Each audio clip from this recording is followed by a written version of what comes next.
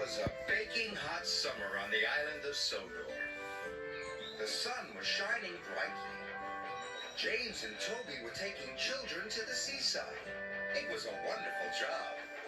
All the entrants liked seeing the children's happy faces, and they loved hearing them cheer when they saw the sea.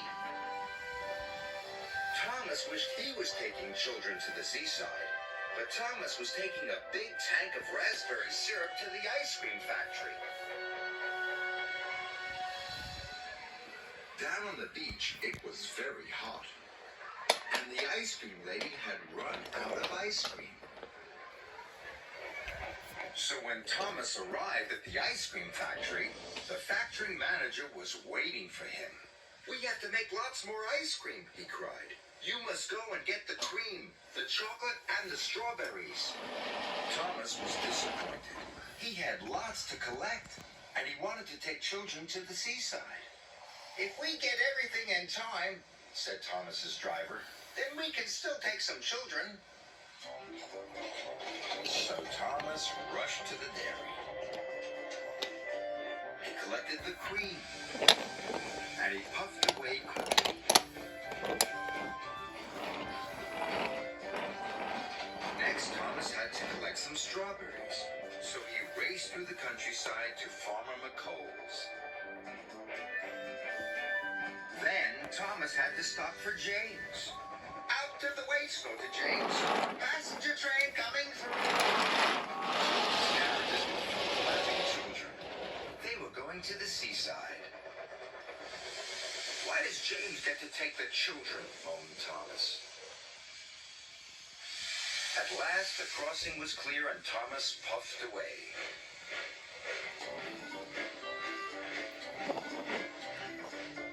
"If I'm quick, I can still take some of the children," he puffed.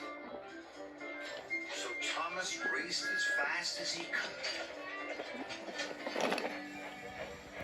Soon, Thomas arrived at Farmer McColl's. "Please be quick," Thomas panted. The farm workers loaded his freight car. Before long, it was filled with plump, ripe strawberries. "Thank you," Thomas chuffed, and he raced away. Next, he had to go to the chocolate factory. Thomas hurried through the baking sun. "I've still got time to take some children to the seaside," he panted. Thomas puffed faster and faster. His wheels clattered and his pistons pumped. But he puffed so fast the signalman didn't change the points in time. Thomas raced down the wrong track. "Bother," cried Thomas. Thomas had to reverse slowly and carefully back to the points. Then he had to wait while Toby went past. Toby was taking more children to the seaside. They were having a wonderful time. "Everybody gets to take the children except me," moaned Thomas. At last, the signalman changed the points. Thomas reversed back onto the track. And soon he was on his way once again.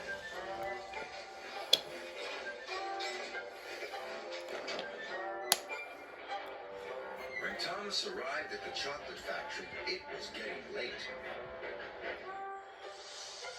"Hurry up," cried Thomas. "If I'm quick, I might still get to take some children." The workmen loaded Thomas's freight car as fast as they could.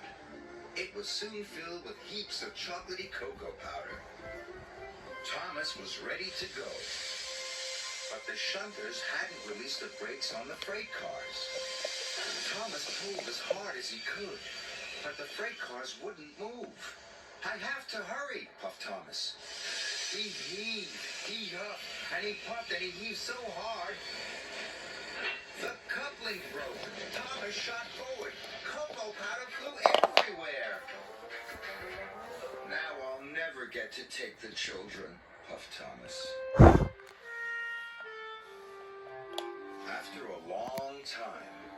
Thomas's freight cars were ready. The yard manager had released the brakes, and Thomas shoved carefully out of the yard.